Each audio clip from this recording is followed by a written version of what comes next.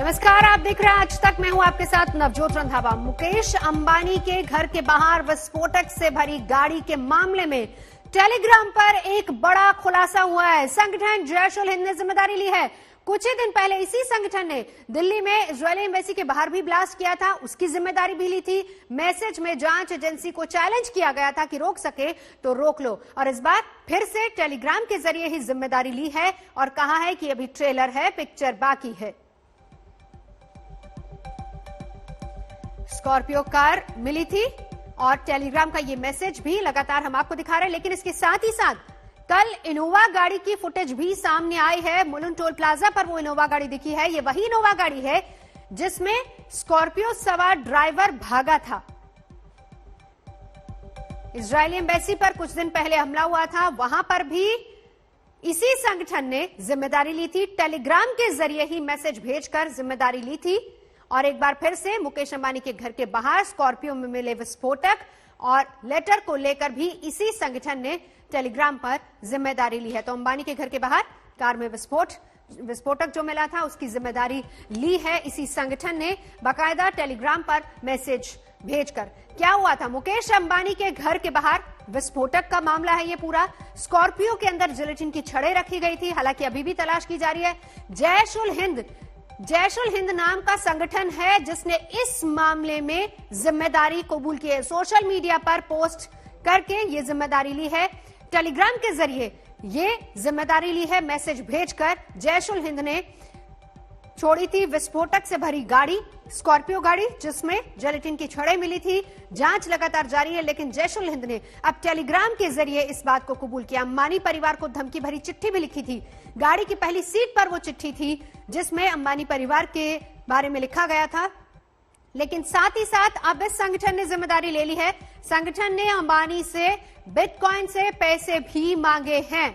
ये जैश उल हिंद नाम का संगठन जिसने जिम्मेदारी ली है घर के बाहर की। और इस बीच हम आपको लगातार तस्वीरें भी दिखा रहे हैं, टेलीग्राम का वो मैसेज। हम सीधा चलेंगे, मुस्तफा और अरविंद मेरे सहयोगी दोनों इस वक्त हमारे साथ मौजूद है। सबसे पहले मुस्तफा, मुंबई में क्या हलचल है? टेलीग्राम पर मैसेज आया, उसके बाद से अब जांच एजेंसियां क्या कह रही हैं? बिल्कुल नवजोत, जांच एजेंसियों पर जो प्रेशर है वो काफी बढ़ चुका है। 3 दिनों से इस पूरे मामले की तफ्तीश चालू है और अब टेरर ऑर्गेनाइजेशन आकर इस मामले की रिस्पॉन्सिबिलिटी ले रहा है, लेकिन पुलिस के पास अभी भी वो शख्स मौजूद नहीं है जिसने स्कॉर्पियो कार को मुकेश अंबानी के घर के बाहर एंटीला पे पार्क किया था। थाने से इनोवा कार जो मुंबई आई थी उसका सवार कौन था उसकी कोई जानकारी नहीं है। 10 टीमें इस वक्त मुंबई पुलिस की इन्वेस्टिगेट कर रही है। नेशनल इन्वेस्टिगेशन एजेंसी एनआईए की जांच पैरेलली इस मामले में चल रही है, लेकिन अभी भी कोई लीड ना होने से इजरायली एम्बेसी के बाहर जो ब्लास्ट हुआ था उस तरीके का ये ब्लास्ट हो जिसमें कोई अरेस्ट ना हो, इन्वेस्टिगेशन सॉल्व ना हो पाए, इस तरीके का खटका अब मुंबई पुलिस के ऊपर मंडरा रहा है। नवजोत, बिल्कुल अरविंद ओझा जरा समझाइए, क्योंकि जब इजरायली एम्बेसी के बाहर धमाका हुआ था आप भी उस वक्त वहीं पर मौजूद थे।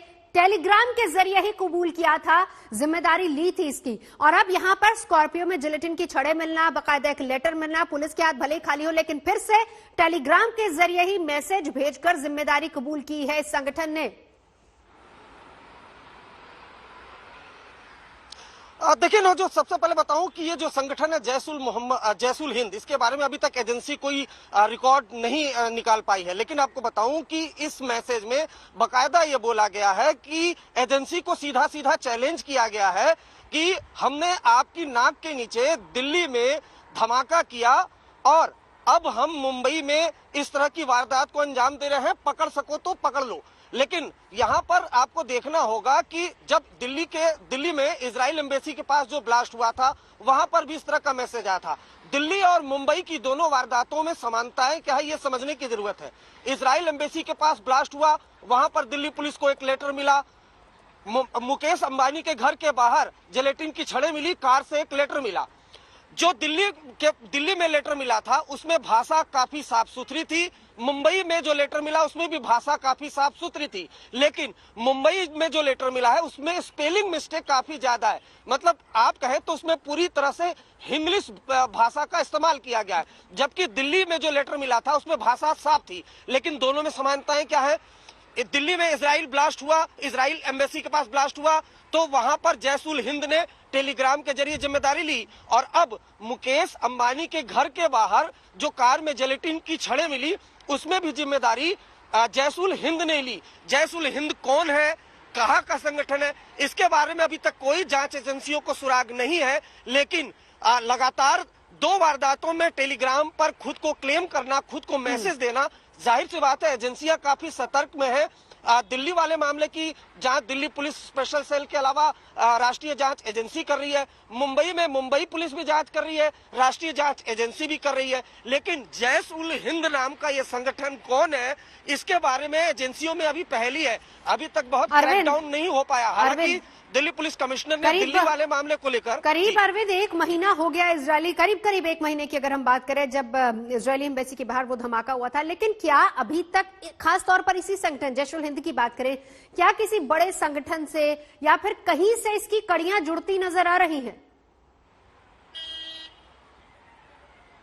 जी देखिए, मैं आपको साफ साफ बताऊं कि दिल्ली पुलिस कमिश्नर ने बाकायदा ये दावा किया था कि जो दिल्ली में इजरायली एम्बेसी के पास ब्लास्ट हुआ था, उसमें संतोषजनक जो है प्रगति हुई है। यानी दिल्ली पुलिस स्पेशल सेल को इजराइल एम्बेसी के पास जो ब्लास्ट हुआ था उसमें काफी अहम सुराग मिले हैं। हालांकि आसपास के सीसीटीवी फुटेज मौका वारदात के वो खराब थे, लेकिन स्पेशल सेल की कड़ी मशक्कत के बाद उनको काफी बड़ी लीड मिली है, ऐसा हमारे सोर्सेस का कहना है। लेकिन अभी तक जो केस है उसको क्रैकडाउन नहीं किया गया, यानी कोई आरोपी अरेस्ट नहीं किया गया है। और अरेस्ट किया गया है तो अभी तक मीडिया को उस बारे में जानकारी नहीं है। साथ ही साथ पैरेलल राष्ट्रीय जांच एजेंसी भी जांच करी है। लेकिन फिर वही चौंकाने वाली बात कि एक ही संगठन 2 वारदातों की जिम्मेदारी ले रहा है। क्या ये गुमराह करने की कोशिश है जांच एजेंसियों की कि कोई करे कोई और टेलीग्राम पर आकर कोई दूसरा नए नाम का संगठन वो जिम्मेदारी ले ले? जी तो क्या ये एजेंसियों को नजर बना रखिए।